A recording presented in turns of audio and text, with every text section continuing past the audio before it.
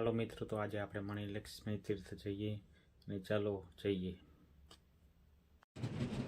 હાલો મિત્રો, તો આજે આપણે આવી ગયા છીએ મણિલક્ષ્મી તીર્થ અને આ આવી રહી છે ટ્રેન. તો ચાલો આપણે મણિલક્ષ્મી તીર્થમાં પહોંચી અને મંદિરની ફરતે જે આ ટ્રેન ચાલે છે તેનો આનંદ માણીએ અને મંદિરના પણ દર્શન કરીએ.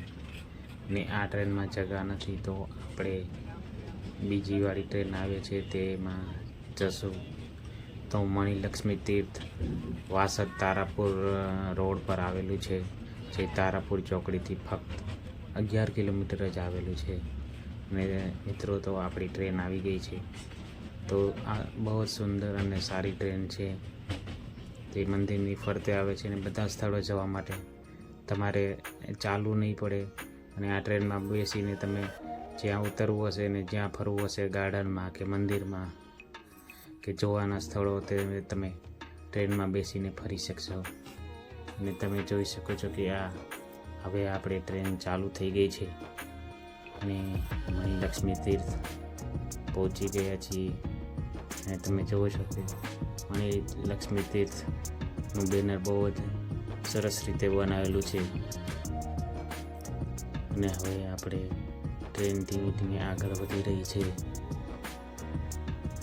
અને આ તમે જોશો કે ટ્રેનમાં બેસવાનો આનંદ માણી રહ્યા છે. અને તમે જો અહીં આવશો તો બાળકોની અને બધાને બહુ જ મજા આવશે, કારણ કે દર્શન કરવાનો લાવવાની સાથે સાથે ટ્રેનની પણ મજા આવશે. અને ટ્રેન આપણી ધીમે ધીમે આગળ વધી રહી છે. અને આજુબાજુનું જે ગાર્ડન છે તે તમે જોઈ શકો છો કે બહુ જ ઝાડ ઉગાડેલા છે અને આજુબાજુ બગીચો બનાવેલો છે. અને આમાં લાલ ફૂલ છે. અને તમે જોઈ શકો છો કે લોન પણ છે અને નારિયેળના ઝાડ વાવેલા છે. અને આ મેદાનમાં એક તળાવ પણ બનાવેલું છે, જે બગીચાની વચ્ચોવચ્ચ આવેલું છે. અને ટ્રેન આગળ વધે છે તેમ તેમ તમને બધા દ્રશ્યો જોવા મળશે, બહુ સુંદર. અને આ તળાવ છે જે મંદિરની અંદર જ બનાવેલું છે. ચારે તરફ નારિયેલો અને લાઇટનું ડેકોરેશન પણ છે. તો લાઇટનું ડેકોરેશન અને મંદિરની આજુબાજુ જોવા માટે તમારે સાંજ સુધી રોકાવું પડશે, કારણ કે સાંજે જ લાઇટિંગનું ડેકોરેશન થાય છે. અને આ પૂરો વિડીયો જોજો મિત્રો, તો તમને સંપૂર્ણ દર્શન થશે. અને જે લાઇટિંગવાળો વિડીયો તમે સાંજના સમયનો જોવો હોય તો આના પછીનો જે વિડીયો મૂકીશ તે જોજો. અને આવા જ વિડીયો જોવા માટે મારી ચેનલ લાઇક અને સબસ્ક્રાઈબ પણ કરતા રહેજો મિત્રો. અને હવે આપણે આગળ પહોંચી ગયા છીએ કે જ્યાં ફૂલોનું ગાર્ડન છે. અને તમે જોઈ શકો છો કે ખૂબ જ સરસ રીતના દેખાઈ રહ્યું છે. જેમ જેમ તમારે અને ખાસ વાત એ છે કે જેમ જેમ તમે ટ્રેન આગળ વધશે તેમ દ્રશ્યો પણ સુંદર દેખાઈ રહ્યા છે. અને તમે ચાલીને થાકશો પણ નહીં, કારણ કે આખા મંદિરનો રાઉન્ડ ફરતે ટ્રેન ચાલે છે. તમારે જ્યાં જવું હોય ત્યાં ઉતરીને ફરીથી ટ્રેનમાં તમે બેસી શકો છો. અને જે આજુબાજુ ટોય ટ્રેન ચાલે છે તે સવારનાથી સાંજના 6 વાગ્યા સુધી ચાલે છે. અને આપણે હવે ધર્મશાળા સુધી પહોંચી ગયા છીએ, જ્યાં તીર્થયાત્રીઓ રોકાણ કરે છે. અને ટ્રેન હવે આગળ જાય છે. અને તમે જોઈ શકો છો કે ટ્રેનમાંથી નજારો બહુ જ સારો દેખાય છે. આજુબાજુ જે વૃક્ષો વાવેલા છે, ઝાડ, નાના નાના વૃક્ષો.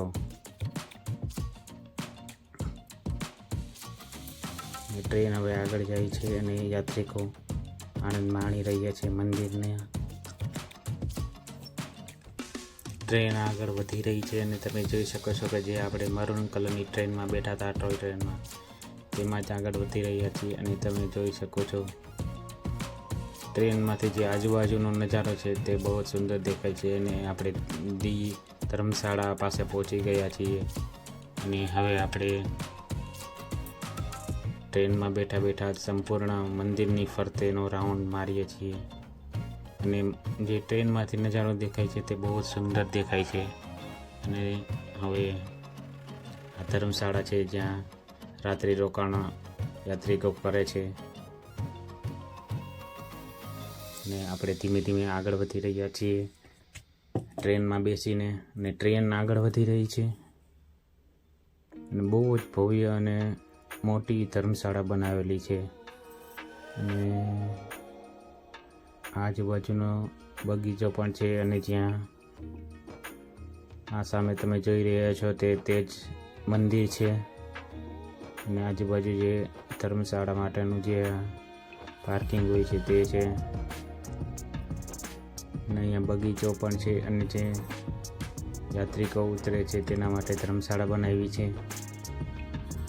અને અહીંયાની ખાસ વાત એ છે કે બીજી જગ્યાએ તમે જશો તો ટ્રેનનો ચાર્જ લાગતો હશે, જેમ કે કાંકરિયા